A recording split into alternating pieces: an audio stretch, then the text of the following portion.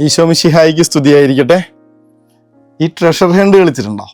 ചെറുപ്പത്തിലേയും കളിക്കുന്നുണ്ട്, നമ്മൾ ഇപ്പോഴും കളിക്കുന്നുണ്ട്.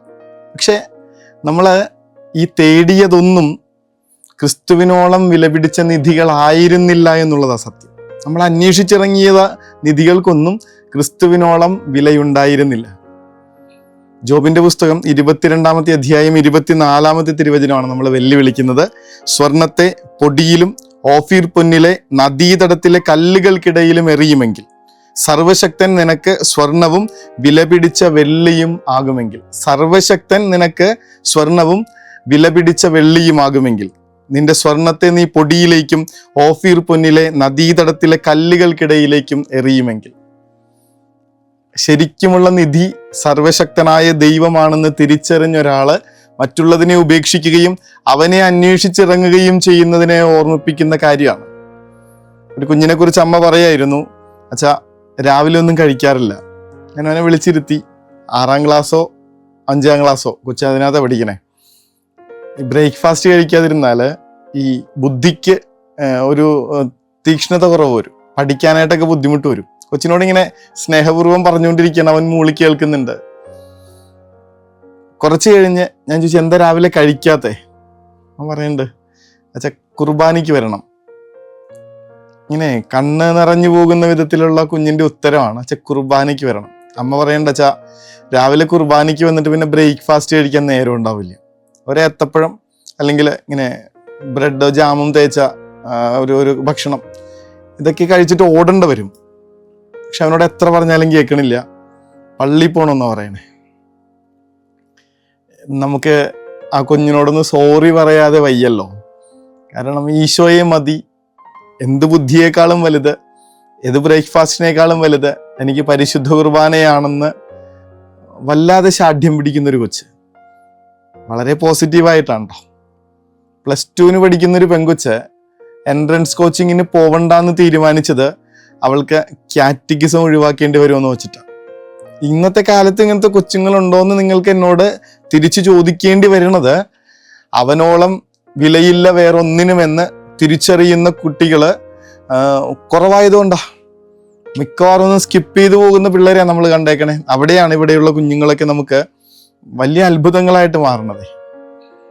ആ ഒരു ചെറുപ്പക്കാരനെ നോക്കണം. ബർണദീൻ പ്രഭു എന്ന് പറയുന്ന തൻ്റെ അപ്പൻ്റെ മുൻപിൽ നിന്ന് തനിക്കുള്ളത് മുഴുവൻ ഇങ്ങനെ ഊരിയിട്ടിട്ടാ പറയണത്, എനിക്കിനി ഒന്നും വേണ്ട.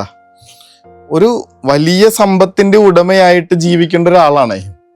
അവിടെ ആള് പറയാണ്, എനിക്കിനി ഒന്നും വേണ്ട, എനിക്ക് ദൈവത്തെ പിതാവേ എന്ന് സ്വതന്ത്രമായിട്ട് വിളിക്കണം, സ്വർഗം മാത്രം മതി, അതിനു വേണ്ടിയിട്ട് എന്തും ഉപേക്ഷിക്കാൻ ഞാൻ തയ്യാറാണ്. ഫിലിപ്പിയർക്ക് എഴുതിയ ലേഖനമാണ് 3:8. പൗലോസ് അപ്പോസ്തലനാണ് പറയണത്, നമ്മുടെ യേശു ക്രിസ്തുവിനെ കുറിച്ചുള്ള എൻ്റെ ക്രിസ്തുവിനെ കുറിച്ചുള്ള ജ്ഞാനം എല്ലാറ്റിനേക്കാളും വിലയുള്ളതായതിനാൽ മറ്റുള്ളവയെല്ലാം ഞാൻ വേണ്ട എന്ന് വയ്ക്കുകയും ഉച്ഛിഷ്ടമായി കരുതുകയും ചെയ്തു. ഉച്ഛിഷ്ടമായി. ധ്യാനഗുരു ഈ ദിവസങ്ങളിൽ ധ്യാനം നടത്തുമ്പോൾ പറയായിരുന്നു, പൗലോസ് അപ്പോസ്തലനെ രേഖപ്പെടുത്തുമ്പോൾ നിങ്ങൾ വാളല്ല അവിടെ ഇങ്ങനെ വരച്ചു വെക്കേണ്ടത്, പകരം ഒരു വേസ്റ്റ് ബാസ്ക്കറ്റാണ്. കാരണം ഈ ലോകത്തെ മുഴുവൻ ക്രിസ്തുവിനെ പ്രതി ഉച്ഛിഷ്ടമായി കരുതിയ ഒരാൾക്ക് ഏറ്റവും പറ്റിയ ഇമേജറി അത് വേസ്റ്റ് ബാസ്ക്കറ്റാണ്. പത്രോസ്ലിഹയും ആന്ത്രയോസ്ലിഹയും യോഹന്നാൻ സ്ലിഹയും യാക്കോബ് സ്ലിഹയും ഒക്കെ നമ്മൾ കാണുന്നുണ്ട്. വിളിച്ച ഉടനെ വചനം പറയുന്നതനുസരിച്ച് അവർ വള്ളവും വലയും പിതാവിനെയും ഉപേക്ഷിച്ച്, തൽക്ഷണം ആ ഒരു വാക്കുണ്ട്, തങ്ങൾക്കുണ്ടായിരുന്നതെല്ലാം ഉപേക്ഷിച്ച്. കാരണം അവരിങ്ങനെ വലുതൊന്ന് കണ്ടുപിടിക്കുകയാണ്. ഇന്നത്തെ സുവിശേഷം അതാ പറയണത്, സ്വർഗരാജ്യം വയലിൽ ഒളിപ്പിച്ചു വെച്ചിരിക്കുന്ന നിധിക്ക് തുല്യം. അത് കണ്ടെത്തുന്നവൻ അത് മറച്ചു വെക്കുകയും സന്തോഷത്തോടെ പോയി തനിക്കുള്ളതെല്ലാം വിറ്റ് ആ വയൽ വാങ്ങുകയും ചെയ്തു. വീണ്ടും സ്വർഗരാജ്യം നല്ല രത്നങ്ങൾ തേടുന്ന വ്യാപാരിക്ക് തുല്യം. അവൻ വിലയേറിയ ഒരു രത്നം കണ്ടെത്തുമ്പോൾ പോയി തനിക്കുള്ളതെല്ലാം വിറ്റ് അത് വാങ്ങുന്നു. എനിക്കിതൊന്നും വേണ്ട, എനിക്കിത് ഏറ്റവും വിലയുള്ളത് എന്താണെന്ന് കണ്ടുപിടിക്കാൻ പറ്റിയിട്ടുണ്ട്, എനിക്കത് മതി. ഇങ്ങനെ ക്രിസ്തുവിന് വേണ്ടി സർവവും ത്യജിച്ച് മറ്റൊന്നും വേണ്ട എന്ന് തീരുമാനിച്ചുറപ്പിച്ച മനുഷ്യര് ഒരുപാടുണ്ട് ഈ ഭൂമിയിൽ. അതിനിടയ്ക്ക് നമ്മൾ ക്രിസ്തുവിനോളം ക്രിസ്തുവിനേക്കാൾ വില മറ്റു പലതിനുമെന്ന് തീരുമാനിച്ചുറപ്പിച്ച് അവരെയൊക്കെ അതിൻ്റെയൊക്കെ പിന്നാലെ ഇങ്ങനെ ഫോളോ ചെയ്ത് നടക്കുന്നുണ്ട്. ഇന്നത്തെ പ്രതിവചന സങ്കീർത്തനം കാണണം. ആയിരക്കണക്കിന് പൊൻവെള്ളി നാണയങ്ങളെക്കാൾ അങ്ങയുടെ വചനത്തിൽ നിന്ന് പുറപ്പെടുന്ന നിയമമാണ് എനിക്ക് അഭികാമ്യം. ആയിരക്കണക്കിന് പൊൻവെള്ളി നാണയങ്ങളെക്കാൾ. ഒന്നാമത്തെ വായനയില് നമ്മളത് കാണുന്നുണ്ട്. സോളമന്റെ മുൻപിൽ കർത്താവ് ഇങ്ങനെ പ്രത്യക്ഷപ്പെട്ട് നിൽക്കുന്നുണ്ടെന്ന് നിനക്ക് എന്ത് വേണേലും ചോദിക്കാം. സോളമൻ പറയും, കർത്താവ് എനിക്ക് അങ്ങ് തരുന്ന ജ്ഞാനം മാത്രം കിട്ടിയാൽ മതി, വിവേകം മാത്രം കിട്ടിയാൽ മതി, അങ്ങയുടെ ജനത്തെ നയിക്കാൻ അങ്ങെനിക്കായിട്ട് നൽകുന്ന വിവേകം മാത്രം മതി, അങ്ങയെ മതി എന്നാണ് നമ്മൾ ഇനി ക്രിസ്തുവിന് വേണ്ടി ഒരു ട്രഷർ ഹണ്ട് ആരംഭിക്കണേ എന്നുള്ളതാ ചോദ്യം. അസിസിയിലെ വിശുദ്ധ ഫ്രാൻസിസിന്റെ വർഷം ആഘോഷിക്കുമ്പോൾ ഇങ്ങനെ സർവവും വിട്ട് ക്രിസ്തുവിനെ സ്വന്തമാക്കാൻ വേണ്ടി സ്വന്തം ഉടുതുണി പോലും ഉപേക്ഷിച്ച്, സ്വന്തം അപ്പനെ ഉപേക്ഷിച്ച്, ആള് ഫ്രാൻസിസിന് വേണ്ടി കാത്തു സൂക്ഷിച്ചു വെച്ചിരിക്കുന്ന എല്ലാ സ്വത്തും സമ്പത്തുകളിലും ഉപേക്ഷിച്ച് ഇറങ്ങിയൊരു ചെറുപ്പക്കാരനെയാണ് നമ്മൾ ഓർമ്മിക്കണമെന്ന് ഓർക്കണം. എന്നിട്ട് ആലോചിക്കണം, നമ്മൾ എന്തു കൊടുത്തിട്ടുണ്ട്? ക്രിസ്തുവിന് വേണ്ടി നമ്മൾ എന്തെങ്കിലും വേണ്ടാന്ന് വെച്ചിട്ടുണ്ടോ? ആ ക്രിസ്തുവിനായിട്ട് ഒത്തിരി സമയമൊക്കെ മാറ്റി വയ്ക്കാൻ പറഞ്ഞാൽ പോലും ഇല്ലാതായി പോകുന്ന നമ്മളുടെ കയ്യിൽ ഈ സുവിശേഷം ചൂടുപിടിക്കും, നമ്മളെ വല്ലാതെ വെല്ലുവിളിക്കും.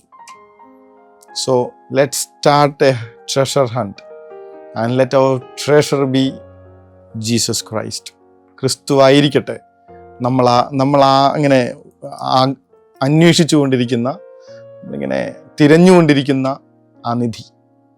അവനെ കിട്ടിക്കഴിയുമ്പോൾ കർത്താവ് പറയുന്നുണ്ട്, നിങ്ങൾ ആദ്യം ദൈവത്തിൻ്റെ രാജ്യവും അവിടുത്തെ നീതിയും അന്വേഷിക്കുക, മറ്റുള്ളതൊക്കെ നിങ്ങൾക്ക് കൂട്ടിച്ചേർക്കപ്പെടും.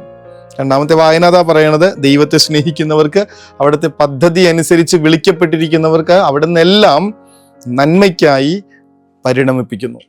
നിങ്ങൾ വിചാരിക്കുന്നുണ്ടോ ഈ ബ്രേക്ക്ഫാസ്റ്റ് വേണ്ടാന്ന് പറഞ്ഞ് രാവിലെ തന്നെ പരിശുദ്ധ കുർബാനയ്ക്ക് വരുന്നൊരു കുഞ്ഞ് ജീവിതത്തിൽ ഒരു ഇങ്ങനെ ബലപ്പെട്ട് ജീവിക്കില്ല എന്ന്? അല്ലെങ്കിൽ കാറ്റഗിസത്തിന് വേണ്ടിയിട്ടോ എൻട്രൻസ് കോച്ചിങ് വേണ്ടാന്ന് വെച്ചൊരു കൊച്ച് ആ ജീവിതത്തിൽ അവൾ വിജയിക്കില്ല എന്ന്? ദൈവത്തെ സ്നേഹിക്കുന്നവർക്ക്, തൻ്റെ പദ്ധതി അനുസരിച്ച് വിളിക്കപ്പെട്ടിരിക്കുന്നവർക്ക് അവിടെ നിന്നെല്ലാം നന്മയ്ക്കായി പരിണമിപ്പിക്കുന്നു. കർത്താവ്, ഇനി എന്നാണ് എല്ലാറ്റിനും മുകളിലായി ഞാൻ നിന്നെയൊന്ന് സ്നേഹിച്ചു തുടങ്ങുക? നിനക്കായിട്ടുള്ള ട്രഷർ ഹണ്ട് ഈ നിമിഷം ആരംഭിക്കട്ടെ. ഞങ്ങൾ ഈശോ അനുഗ്രഹിക്കട്ടെ. വചനജായ വചനജായ വചനജായ വചനജായ